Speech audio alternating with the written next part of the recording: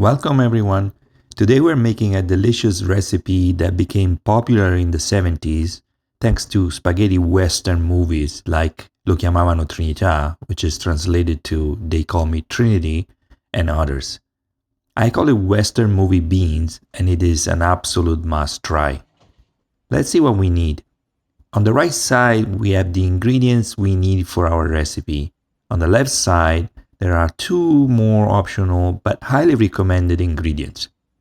Starting with the must-have ingredients, 1 onion, we will need it all, 1 pound of beans, a few leaves of sage, I'm using the dry one, a couple of bay leaves, these are very helpful for multiple reasons, black pepper, red chili pepper, 2 or 3 ripe tomatoes, and the optional ingredients are 1 Italian mild sausage and 1 teaspoon of turmeric.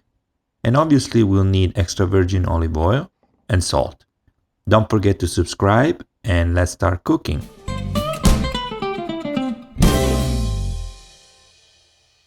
Let's prepare all our ingredients starting with our tomatoes. Cut them in sort of cubes like I'm doing here. Then let's cut our onion. No need to chop it too much.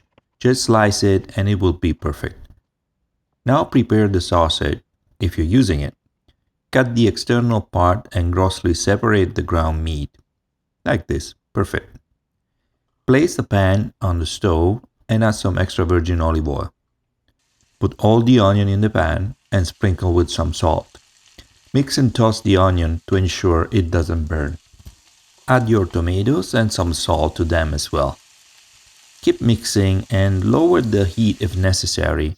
It's absolutely important to make sure that nothing burns. We can now add the sausage and stir a little. Add your beans, the bay leaves, sage, black pepper, chili pepper, and a teaspoon of turmeric. Complete your preparation by adding 1 cup of water, stir, cover, and let cook on medium-low heat for about 20 minutes. Every once in a while, stir the beans, and if you think there is still too much water, place a wooden spoon under the lid to let the water evaporate more easily. Our beans have been cooking for about 15 minutes now, so we can remove the bay leaves. They've done their job. After 5 more minutes, our beans are ready to be served. Now, you can eat them straight from the pan with plenty of bread, as they did in the Western movies, and it would be absolutely fantastic, trust me. But if you like to look a little civilized, serve them in a plate or a bowl and add some toast bread.